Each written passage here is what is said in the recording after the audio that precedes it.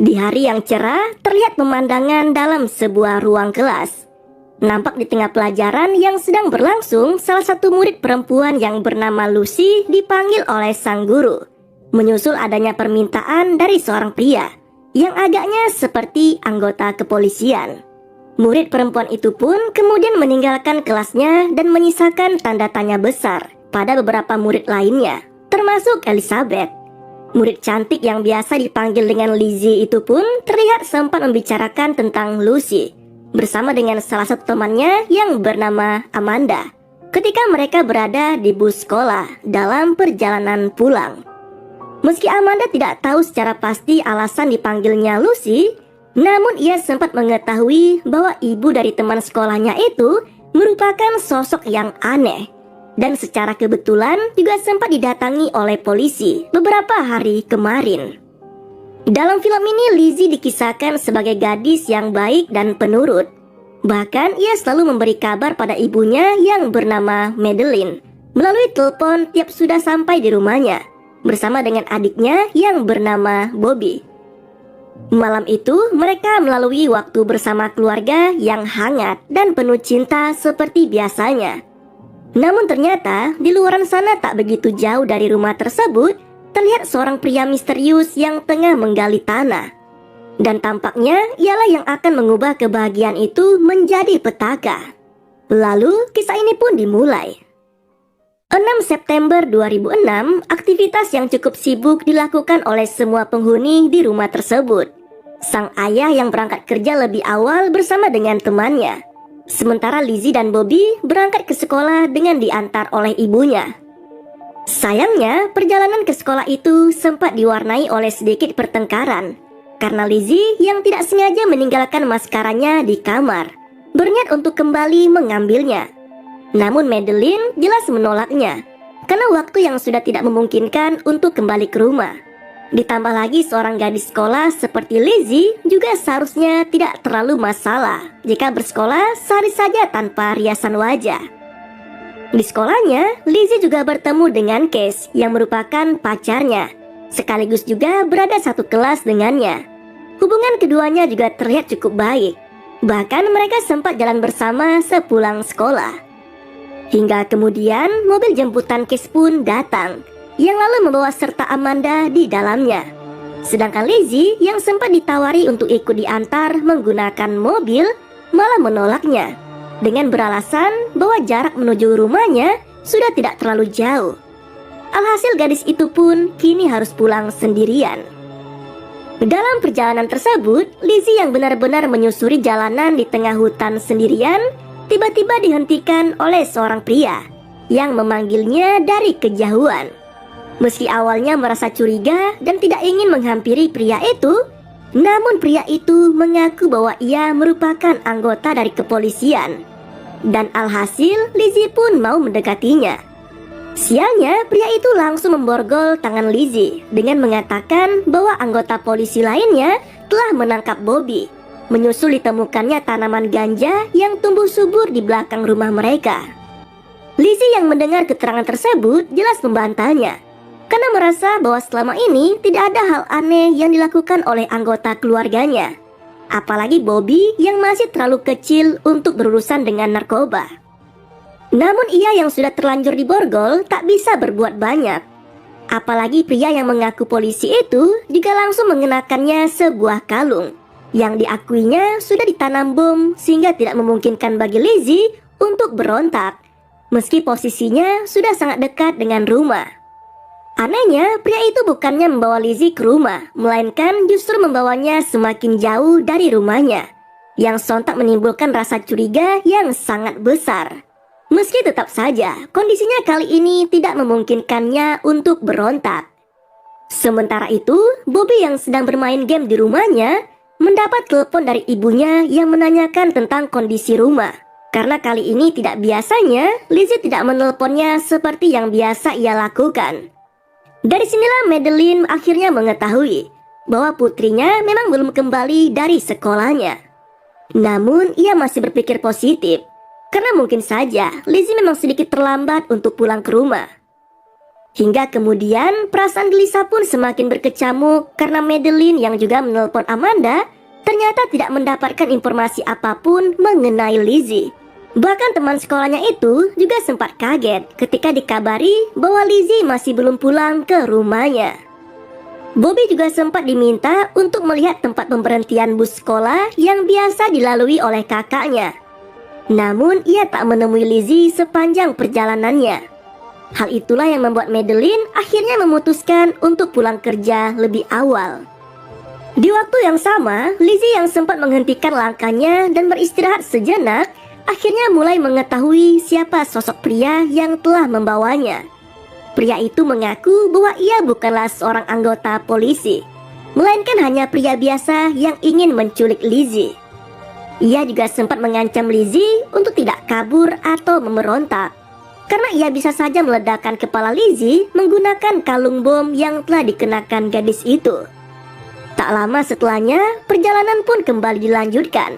Dan tibalah mereka di sebuah lokasi yang ternyata terdapat pintu bunker yang ditutupi oleh tumpukan daun kering. Dari sinilah diketahui bahwa sosok pria yang sempat diperlihatkan tengah menggali tanah di awal film tadi merupakan pria yang kali ini sedang menculik Lizzie.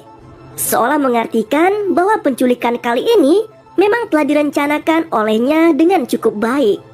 Di dalam bunker, Lizzie tidak lagi diborgol dan kalung bom yang tadi sempat dikenakannya kini sudah dilepas. Namun malangnya, gadis tersebut malah diberikan kalung rantai yang membuatnya tak bisa bergerak jauh dari tempat tidurnya. Dengan penuh kesedihan dan rasa takut, Lizzie sempat menanyakan nasibnya kelak di tangan pria itu. Ia nampak sangat takut seandainya harus mati dibunuh oleh penculik itu. Sementara itu pencarian yang dilakukan oleh Bobby bersama Amanda dan ibunya masih belum juga membuahkan hasil. Sedangkan ayahnya yang seharian bersama temannya di hutan langsung kaget karena mengetahui bahwa putrinya telah menghilang dan sampai saat ini masih belum ditemukan. Di malam itu juga, laporan mengenai hilangnya Lizzie nampak mulai ditanggapi oleh pihak kepolisian. Namun dari semua keterangan yang didapat, polisi hanya bisa menyimpulkan bahwa kemungkinan Lizzie memang sedang kabur karena pertengkaran yang sempat terjadi antara gadis itu dengan ibunya saat berangkat sekolah tadi pagi. Kembali ke Lizzie, gadis yang tak bersalah itu pun kini harus mendapatkan perlakuan yang tidak menyenangkan. Karena ia harus mau menjadi pelampiasan si penculik tanpa bisa memberikan perlawanan atau sekedar berontak. Sialnya, si penculik seolah tak merasa bersalah setelah selesai melampiaskan nafsunya itu. Ia bahkan mulai mengenalkan Lizzie dengan lingkungan barunya, termasuk semua fasilitas yang telah ia sediakan untuk bertahan hidup di dalam ruang sempit itu. Dari sini semakin terlihat bahwa selama ini pria itu memang sudah mempersiapkan semuanya dan merencanakan penculikan yang ia tujukan pada Lizzie. Bahkan pria itu juga kerap mengajak Lizzie untuk berbincang, seolah ingin menciptakan perasaan nyaman pada gadis itu agar tidak terlalu murung karena merasa sedang diculik. Pria itu juga mulai mengungkapkan identitasnya dengan memperkenalkan dirinya sebagai Vincent. Hari pun berganti hari dan pencarian masih terus dilakukan oleh berbagai pihak. Mulai dari teman-teman sekolah Lizzie yang menyebar informasi tentang kehilangan teman mereka, kepolisian yang dibantu oleh para relawan, hingga sang ayah yang terus melakukan pencarian bersama dengan rekan-rekan pemburu lainnya. Sialnya, sang ayah yang sempat melalui area bunker milik Vincent malah tidak mengetahui adanya bunker di sana. Sedangkan Lizzie sendiri yang menyadari adanya orang di luar bunker sempat ingin meminta tolong. Namun sayangnya Vincent yang menyekap mulutnya jelas telah membuat gadis itu semakin tak bisa berontak. Hal yang hampir sama juga sempat terjadi di hari lainnya, di mana yang melintas kali ini adalah sebuah helikopter.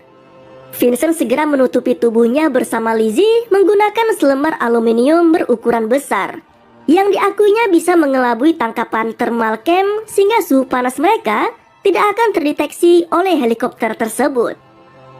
Keduanya pun kemudian kembali berbincang tentang masa lalu mereka, di mana Vincent mulai mengungkapkan alasannya hidup di bunker ini. Tepatnya sejak ia menjadi buronan polisi karena telah dihasut oleh mantan istrinya sendiri, yang selama ini benar-benar ia cintai. Hal itulah yang seolah menjadi alasan baginya untuk bisa kembali memiliki seorang wanita seutuhnya. Dan pilihan itu jatuh pada Lizzie. Keesokan harinya, Lizzie yang melihat adanya kesempatan untuk mengambil pistol sempat berusaha untuk menggapainya. Namun rantai di leher telah membuatnya tak bisa menjangkau pistol tersebut dan justru malah membangunkan Vincent dari tidur lelapnya. Untungnya, Lizzie yang cerdik langsung berpura-pura bahwa ia ingin buang air kecil. Dan Vincent pun percaya begitu saja. Seolah tak mau menyerah begitu saja, Lizzie kini mencoba memperdaya Vincent dengan berpura-pura bahwa ia sudah mulai terbiasa dengan sosok pria tersebut dan meminta agar rantai di lehernya bisa dilepas. Mendengar pernyataan tersebut, Vincent pun merasa sangat bahagia dan ia menuruti permintaan Lizzie dengan melepas ikatan di lehernya. Kemudian keduanya pun mulai mencurahkan perasaannya dengan kembali menikmati suasana yang sangat enak.